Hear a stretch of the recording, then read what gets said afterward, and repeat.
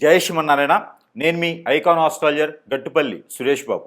ఇప్పుడు జీవన శైలిలో మనం ఒకసారి గమనించినట్టయితే కనుక ఒక చిన్న విషయం ఏమిటంటే కనుక ఈరోజు మనం చూస్తూ ఉన్నాం, ఎంతోమంది చాలా వయసు వచ్చినప్పటికీ కూడా పెళ్ళిళ్ళు అవ్వకుండా చాలామంది ఉన్నారు.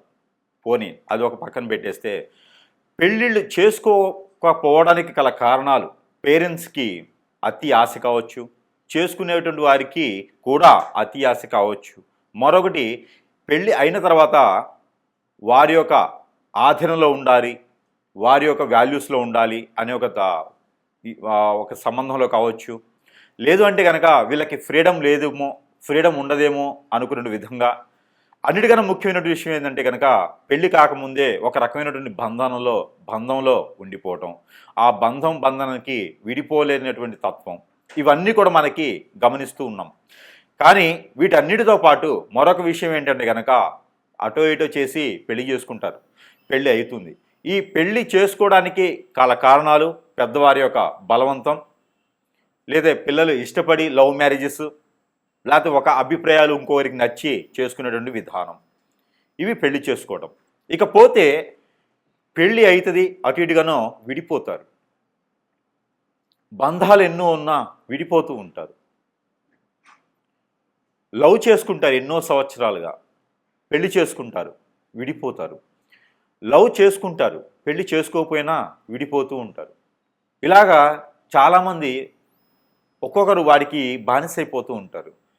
ఈ విడిపోయినటువంటి తత్వంలో చాలా రకాల కారణాలు ఉంటాయి. కులము, మతము, ఆస్తులు, అంతస్తులు, మనస్సు, వేరేక పరిచయాలు, అభిప్రాయాలు, భేదాలు, ఆదాయం, డబ్బులు, పేరెంట్స్ విషయాలు, వాల్యూస్, ఇవన్నీ కూడా మనం చాలా రకాలుగా తీసుకోవచ్చు.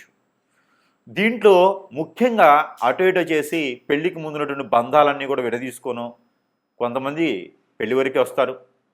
ఎందుకు ఇలా చెప్తున్నాను అనుకుంటారా? ముందు ముఖ్యంగా మనకు తెలియాలి కదా, అసలు ఏం నడుస్తుంది సమాజంలో, మనం ఎక్కడున్నాం, అసలు మనం ఎక్కడున్నాం, ఏం చేస్తున్నాం, వాల్యూస్ ఏంటి, సనాతన ధర్మం ఏంటి, అసలు ఈరోజు నడుస్తున్నటువంటి బంధాలేంటి, బంధవ్యాలేంటి, వాల్యూస్ ఏంటి, అసలు మనం ఎక్కడున్నాము అనేది ఒకసారి మనం చూడాలి. భారతదేశానికి ఒక చరిత్ర ఉంది. ఆ చరిత్రలో కుటుంబ వ్యవహారాలకి, ఆచారాలకి, ఒక రకమైనటువంటి వ్యవస్థకి వాల్యూస్ ఉన్నాయి. అటు 7 తరాలు, ఇటు 3 తరాలు అంటారు. అవన్నీ కూడా ఎక్కడికి వెళ్తున్నాం మనం? అవన్నీ ఏమవుతుంది? ఒకప్పుడు మనకి పెళ్ళిళ్ళు స్వర్గలోకంలో నిర్ణయిస్తారు అంటారు. మరి అలాంటి పెళ్ళిళ్ళు మరి ఈరోజు ఏమవుతున్నాయి? పెళ్ళికి ఎంత విలువ ఉంటుంది? సరిపోని పెళ్ళి అటు ఇటు కలిసి ఈరోజు ఉన్నటువంటి జనావళి సమస్యలకి ఒక 30% పెళ్ళి చేసుకుంటూ ఉన్నారు నెమ్మదిగా. ఈ పెళ్లి చేసుకున్న వారు ఎంతవరకు నిలబడుతున్నాయి సంబంధాలు? పెళ్ళి అయ్యి పిల్లలు పుట్టిన తర్వాత విడిపోయేవారు కొంతమంది, పెళ్ళి అయ్యి కూడా ఎమ్మటే విడిపోయేవారు కొంతమంది. వెలిగేషన్స్, పొరుగు, ప్రఖ్యాత, హోదా, డబ్బు అన్నీ పోవటం, ఎన్నో రకాల సమస్యలు ఈరోజు మనం ఎదుర్కొంటున్నాము. ఒక బంధం అనేది ఏర్పడిన తర్వాత దేవుడు నిర్ణయించినటువంటి బంధానికి భార్యాభర్తల బంధం, అలాంటి భార్యాభర్తల బంధాన్ని ఈరోజు మనము హేళన చేయటం, ఈరోజు మనము ఆ భార్యాభర్తల బంధాన్ని ఎక్కడికో తీసుకెళ్ళటం లాంటివి జరుగుతూ ఉన్నాయి. అలాంటి భార్యాభర్తల బంధం విలువ లేకుండా, మరీ గుప్తంగా లేకుండా, విచ్చలవిడితనంతో వ్యవహార పూరితమైనటువంటి విషయాలన్నీ వెలుగు తీస్తూ విడాకులు తీసుకోవడం, విడిపోవడం ఈ రోజుల్లో చాలా పెద్ద ప్రాషన్ అయిపోయింది. భర్త ఏదైనా ఒక మాట అంటే ముందు భార్య తరపునటువంటి పేరెంట్స్ ఒప్పుకోవట్లేదు. మా అమ్మాయికి ఏం తక్కువ, నీకుతో పాటు సంపాదిస్తుంది, ఆమెను ఎందుకనాలి, ఆవిడకో ఫ్రీడమ్ కావాలి. భార్య ఏమనంటే భర్త తరపున ఉన్నటువంటి తల్లిదండ్రులు ఒప్పుకోవట్లేదు. నా కొడుకు ఏం తక్కువ అండి, అమ్మాయితో పాటు సంపాదిస్తున్నాడు, పిల్లల్ని చూసుకునే అవసరం లేదు, మళ్ళీ కోటీసులు ఇచ్చే సంబంధం వస్తుంది. ఇలాంటి వ్యవహారాలతో తల్లిదండ్రులు కూడా ఆలోచించకుండా వారికి చెప్పకుండా ఉన్నటువంటి పరిస్థితి ఏర్పడతా ఉన్నాయి. ఇలాంటి విలువ లేనటువంటి సంబంధాల మధ్యన మరి ఈరోజు ఉన్నటువంటి జీవనశైలి ఎలా ఉంది అంటే కనుక అసలు భార్యాభర్తల బంధం ఎందుకు విడిపోతున్నారు? ఈ రోజుల్లో ప్రత్యేకంగా ఎందుకు విడిపోవాల్సి వస్తుంది? అసలు కారణాలు ఏంటి? అసలు ప్రభుత్వాలు ఏం చేస్తున్నాయి? మన రాజ్యాంగం ఏం చెప్తుంది? అసలు ఈ జీవోలన్నీ ఏంటి? ఎందుకు తీసుకొస్తున్నారు? ఎవరి కోసం ఈ ఫ్రీడమ్స్? ఒకప్పుడు భార్యాభర్తల బంధం బాగలేదా అండి? మన వ్యవహార పూరితలు బాగాలేవా అండి? వారి జీవితకాలం బతకలేదా అండి? మరి ఈ రోజులు ఎందుకు ఎందుకు ఇలా జరుగుతుంది? అసలు ఏం జరుగుతుంది? ఎందుకు విడిపోతారు? జాతకంలో ఏమైనా తప్పులుంటే విడిపోతుంటారా? అలానే వీరి యొక్క నక్షత్ర ప్రకారంగా కంపాటబిలిటీ లేకపోతే విడిపోతూ ఉంటారా? వీరికి కంపాటబిలిటీ సెట్ అవ్వకపోతే విడిపోతారా? లేదా వేరే సంబంధాలు ఏమైనా ఉంటే విడిపోతారా? అసలు ఏ గ్రహము ఏ స్థానంలో ఉంటే ఇలాంటివి జరుగుతూ ఉంటాయి? ఒకసారి మనం ఆస్ట్రాలజీ పరంగా కొంత గుప్తంగా విషయాన్ని తెలుసుకునే ప్రయత్నం అయితే మనం చేద్దాము. దాంట్లో ముఖ్యంగా ఈ యొక్క ద్వాదశ రాశుల వారు పెళ్లి చేసుకున్న తర్వాత ఎందుకు విడిపోతారు? అసలు విడిపోయేటువంటి సందర్భం ఏమొస్తుంది? ఏ గ్రహం ఏ స్థానంలో ఉంటేనో, ఏ దశాంత దశలు నడిస్తేనో, కంఫర్టబుల్ లేకపోతేనో, లవ్ మ్యారేజ్ వలన, పెద్దల విషయాల వలన అసలు ఎందుకు విడిపోయేటువంటి తత్వం ఎందుకు వస్తుందనే దాని గురించి ఒక్కొక్కసారి రాశి ప్రకారంగా మనం గమనించినట్టయితే కనుక మనకి మరి ద్వాదశ రాశుల్లో ఒకటి మీనరాశి. ఈ మీనరాశి వారికి కూడా భార్యాభర్తల మధ్యన వెడబాటు భారం, ఎఫ్ఐఆర్స్ అసలు ఎందుకు ఏర్పడితే ఇలాగా ఒకసారి గమనించినట్టయితే కనుక వీరికి గోచార ప్రకారంగా చంద్రుల్లో శని కానీ చంద్రుల్లో కుజుడు కానీ ఉన్నాడా? చంద్రుల్లో శని కుజుడితో పాటు చంద్రుల్లో శుక్రుడున్నా బుధుడున్నా కూడా వీరిలో పెళ్ళైన తర్వాత వెడబాటు భారం ఉంటుంది. ఇక వీరికి పెళ్లి కూడా అన్ఎక్స్పెక్టెడ్గానే అవుతుంది. లవ్ అనేది సక్సెస్ వీళ్ళ జీవితంలో ఉండదు. ఒకవేళ చేసుకున్నా కూడా తుమ్మితేవుడు ముక్కులా ఉంటుంది. కాబట్టి చాలా జాగ్రత్తగా ఉండాలి సుమి. అయితే వీరిలో ఎవరైనా సరే అట్రాక్ట్ చేసే తత్వం ఉంటుంది. మీనరాశి కదా, ఈ మీనరాశి వారు చాలా సెన్సిటివ్ తత్వంతో ఉంటారు, చాలా ఆలోచించిస్తారు. ఎదుటి వాళ్ళు ఈజీగా వీళ్ళని ఇట్టే హిప్నటైజ్ చేసేయచ్చు, ఇట్టే పడేయచ్చు, మనసుని గెలుచుకోవచ్చు ఎదుటి వాళ్ళు. అది ఒక కారణం అండి విడిపోవటానికి, అది కూడా ఒక కారణం. కాబట్టి ఈ యొక్క మీనరాశి వారు ఎవరైతే ఉన్నారో వీరు అన్ఎక్స్పెక్టెడ్గా ఇంట్లో కుదిరించినటువంటి సంబంధాలు చేసుకునే వారైతే ఏదో ఇక బంధం కదా తప్పదు అన్నట్టుగా వెళ్ళిపోతుంటారు చాలామంది. అలా కాదు, నేను నా పరిధిలో నేను ఉండాలి, నాకు నచ్చినట్టు నేను ఉండాలి అనుకున్నట్టు ఒక కారణం.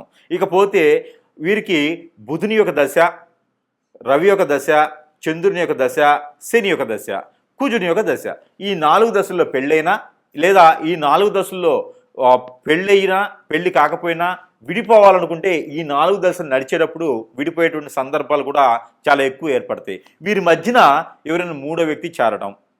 ఇక ఈ రాశి వారికి ఎఫ్ఐఆర్స్ లాంటివి పెట్టుకోవడం వల్ల కూడా పెద్దగా పని రాదు. ఈ ఎఫ్ఐఆర్స్ లాంటివి పెట్టుకుంటే ఆ మేర కూడా విరిపోయేటువంటి ఆలోచన కనిపిస్తుంది.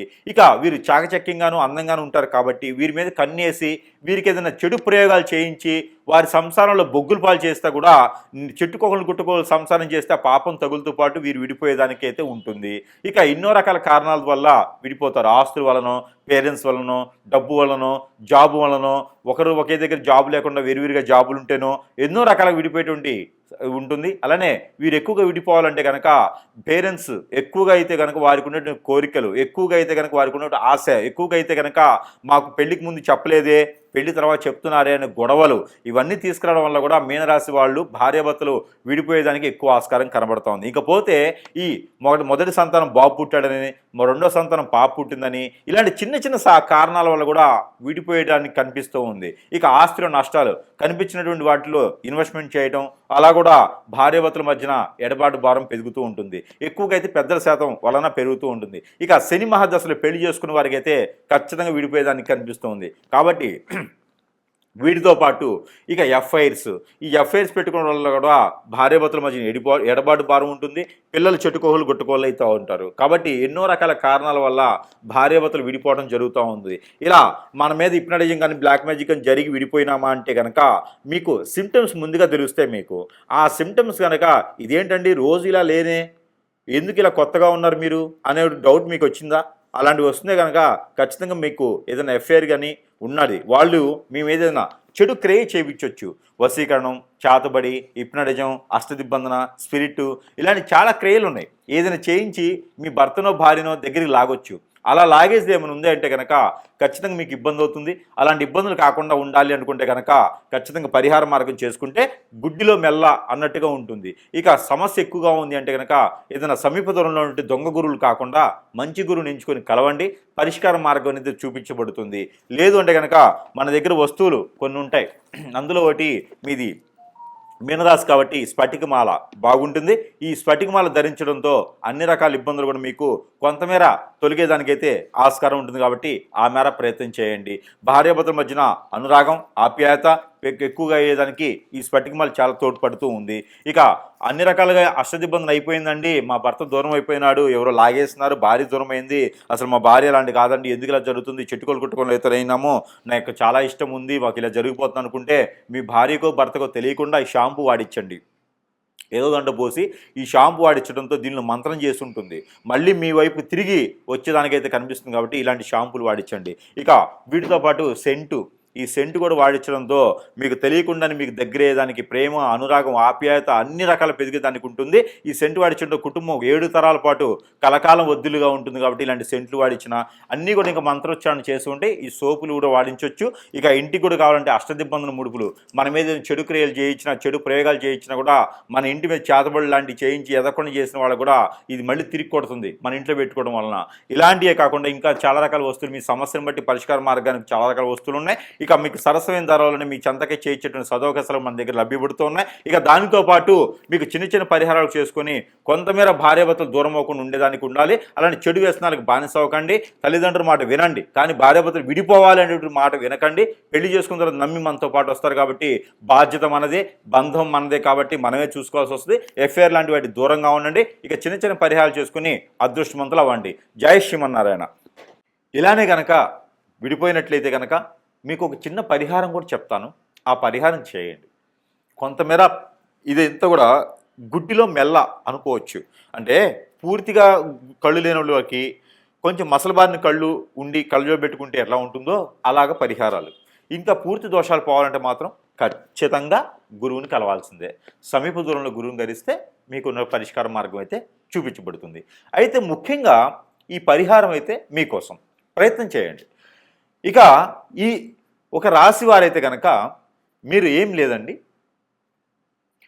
5 బావిల నీళ్ళు అని ఉంటాయి, లేదా 5 చెరువుల్లో నీళ్లు తీసుకురావండి, లేదా 5 బోరుల్లో నీళ్లు, 5 ఇళ్లల్లో కాదు, 5 బోరుల్లో లేదా 5 బావిల్లో, బావి చెరువు అంటారు కదా, అట్లాగా 5 వాటిల్లో నీళ్లు తీసుకురావాలి.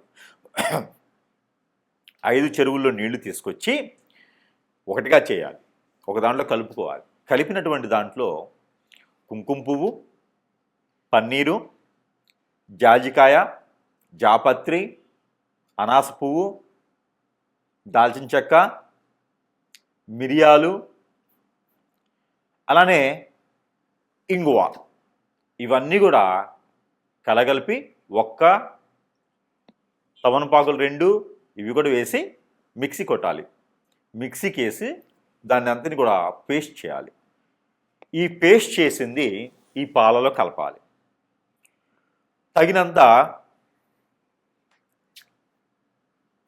తేనె కలపాలి.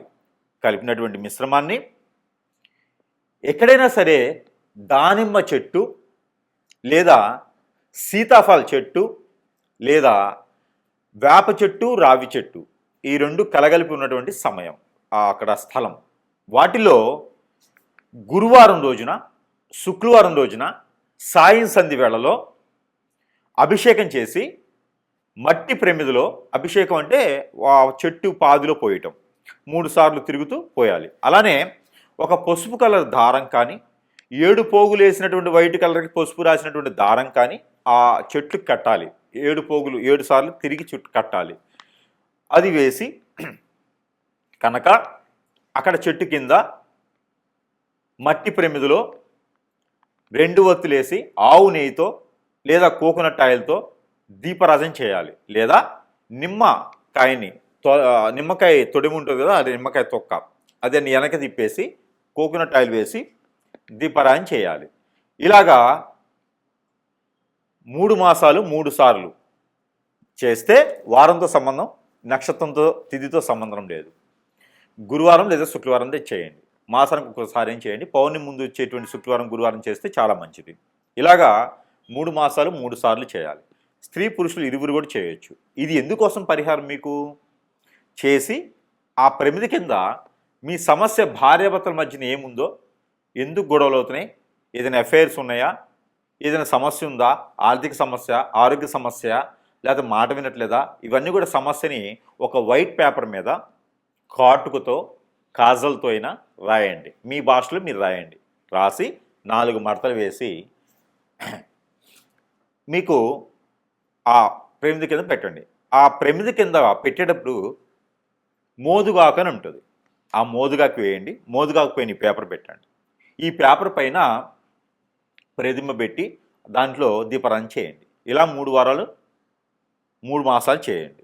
దీని ద్వారా విడిపోయినటువంటి వారు కలుసుకునే దానికి చాలా అవకాశం ఉంటుంది కాబట్టి ఈ ప్రయత్నం మీకోసం. ఈ పరిహారం అయితే ఖచ్చితంగా మీకోసమే.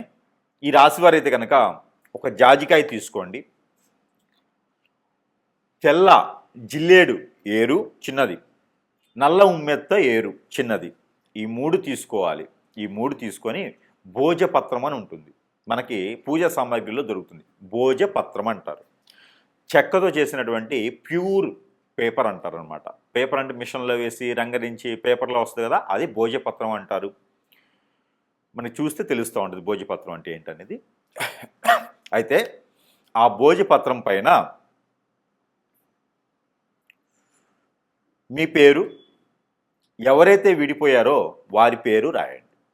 రాసి మధ్యలో స్వస్తిక్ వేయండి. ఆ పేరుకి పేరుకి మధ్యన స్వస్తిక్ వేయండి.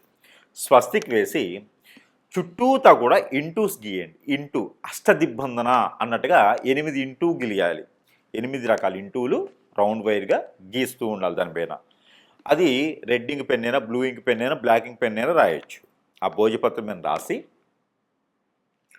జాజికాయ, పసుపు కొమ్ములు 2 పోకలు ఒక్కలు, జాజికాయ ఒకటి, దానితో పాటు మీరు ఒక ఎల్లో కలర్ వస్త్రం తీసుకొని దాంట్లో ఒక 3 దోసిట్లు బియ్యం, ఇలా 3 గుప్పెట్లు బియ్యం, దాంట్లో పసుపు, కుంకుమ, గంధం, ముగ్గు, ₹1 కాయిన్,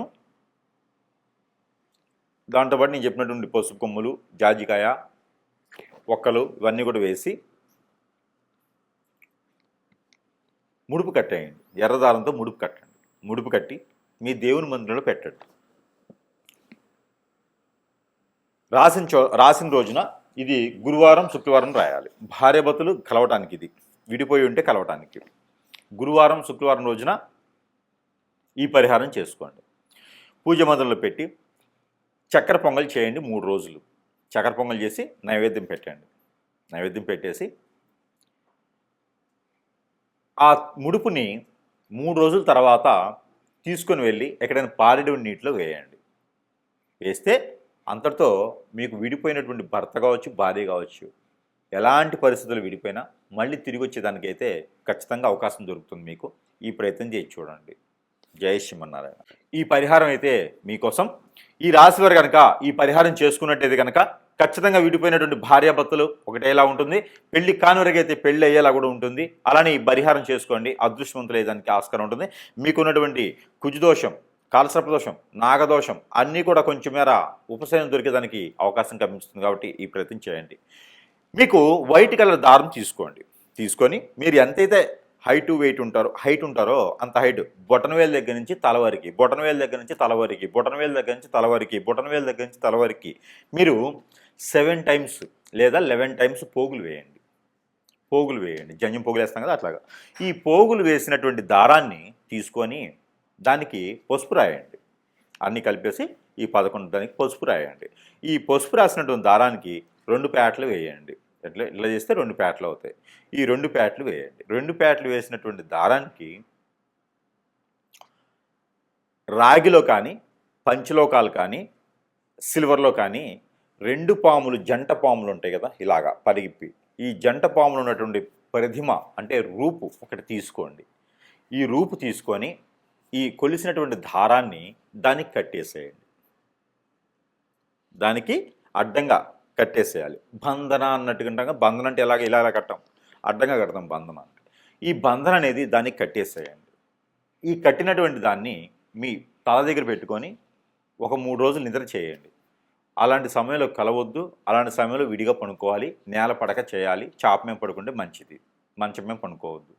ఈ 3 రోజులు కూడా మీ పక్కలో పెట్టుకొని పడుకోండి. తెల్లవారు లేచిన తర్వాత తల దగ్గర నుంచి కాలు వరకు తల దగ్గర నుంచి కాలు వరకు 7 టైమ్స్ తీసుకోండి. 3 రోజుల తర్వాత ఇది ఆదివారం రోజో మంగళవారం రోజో మొదలుపెట్టండి. ఈ 3 రోజులు సాయం సంధ్య వేళ మొదలుపెట్టండి. ఈ 3 రోజులు నాన్ వెజ్ భుజించకండి. వెజ్లో కూడా ఆలు, గోంగూర, వంకాయ, పొట్లకాయ తినకండి. ఆలు, గోంగూర, వంకాయ, పొట్లకాయ ఇవి తినకండి. నాన్ వెజ్లో ఫిష్ కానీ మటన్, చికెన్ ఏం తినొద్దు. మామూలు శాకాహారిగా ఉండండి. పాలు కూడా తాకండి. ఎగ్స్ కూడా తినకండి. ఈ 3 రోజులు దీప నైవేద్యాలు పెట్టండి స్వామివారి దగ్గర. ఏ ఆలయానికి వెళ్ళే అవసరం లేదు, మామూలుగా అయితే వెళ్ళండి. ఇక ఈ ప్రతిమ తీసుకెళ్ళి ఎక్కడైనా మీకు పారెడు నీరు ఉంటే అక్కడ ఒక కొబ్బరికాయ తీసుకొని వెళ్ళండి. ఆ కొబ్బరికాయ కొట్టేసి అక్కడే మీకు చెరువు దగ్గరగా కొబ్బరికాయ కొట్టేసి ఆ నీళ్లు తీసేసి ఆ 2 చిప్పల మధ్యలో ఈ పడగ ఏదైతే ఉందో రాగిది కానీ పంచలోకాలు కానీ సిల్వర్ కానీ తీసుకున్నటువంటి పడగ కట్టినటువంటి బంధనం కట్టేసి మీ దగ్గర పెట్టుకుని పడుకుంటారు కదా, ఆ పడగ తీసుకొని కట్టేసేయండి. కట్టేస్తారు కదా, ఆ కొబ్బరి చిప్ప లోపల పెట్టేసేయండి. పెట్టేసి దానికి నల్లని దారం లేదా ఎర్రని దారం కట్టేసి దాన్ని మళ్ళీ ఫిల్ చేసేసేయండి. 2 అతికిచ్చేసి దాని లోపల ఈ నాగపడిగిలిది పెట్టేసి కట్టేసేయండి. ఆ కట్టినటువంటి కొబ్బరికాయ పారెడు నీటిలో కానీ నిలువున్నటువంటి కుంటలు వాటి ఉంటాయి కదా, వాటిలో కానీ వేసేసేయండి. వేయటం ద్వారా మీకున్నటువంటి దిష్టి దోషాలే కాదు, కాలసర్పదోషం, నాగదోషమే కాదు, భార్యాభర్తలు విడిపోవడానికి ఎలాంటి సకల దోషాలు ఉన్నా కూడా ఇలా చిటికలో పశాపంచలు అవుతాయి. ఈ ప్రయత్నం చేస్తే మీ భర్త మీ దగ్గరికి వస్తారు, మీ భార్య మీ దగ్గరికి వస్తుంది. ఈ రెమెడీకి మాత్రం గురువుగారికి ఎంత ఇచ్చినా తక్కువే.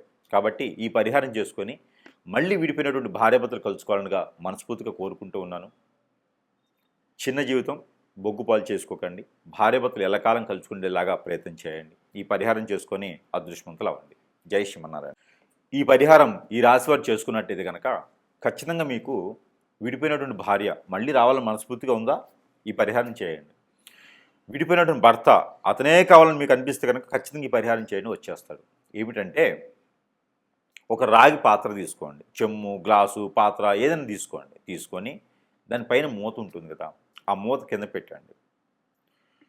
సింహద్వారానికి లోపల నుంచి బయటికి వస్తూ ఉంటే రైట్ సైడ్లో ఉండాలి.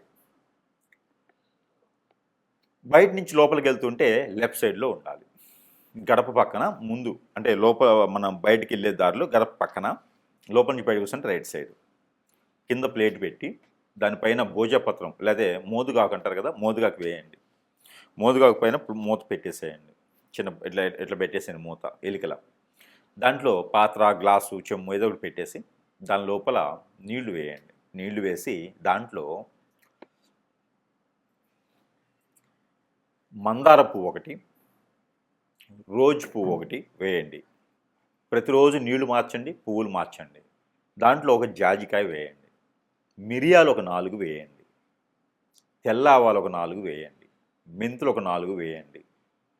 ఇవి వేసిన నీళ్ళు అక్కడ పెట్టేయండి.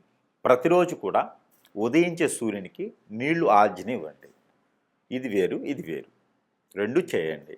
ఈ 2 చేస్తూ నాగపడిగలు కానీ, మానసదేవి అమ్మవారు కానీ, సుబ్రహ్మణ్యేశ్వర స్వామివారు కానీ, పుట్ట దగ్గర కానీ, కుమారస్వామి, అయ్యప్పవారి స్వామి ఇక్కడ ఈ ఆలయాల్లో మాత్రమే మీరు చలివిడి అంటే అందరికీ తెలుసా, తెలియకపోతే బియ్యం పిండి, బెల్లం కలిపినటువంటి బియ్యం పిండిలో సజ్జలు ముందు రోజు నానబెట్టి ఒక 2 గుప్పెళ్ళు సజ్జలు నానబెట్టి అవి ఒక వస్త్రంలో కాటన్ వస్త్రంలో కడితే చిన్న చిన్న మొలకలు వస్తాయి. తెల్లవారిన తర్వాత ఓ 4 గంటలు నానిన తర్వాత కడితే మొలకలు వస్తాయి. ఆ మొలకలు వచ్చినటువంటి సజ్జల్ని ఈ చలివిడిలో కలపండి.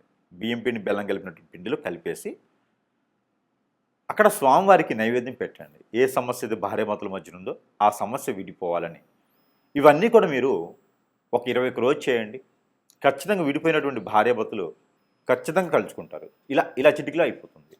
కోర్టు వరకు వెళ్ళినటువంటి సమస్యలు కూడా పటాపంచలైపోతాయి. ఈ ప్రయత్నం చేసి చూడండి. జై శ్రీమన్నారాయణ.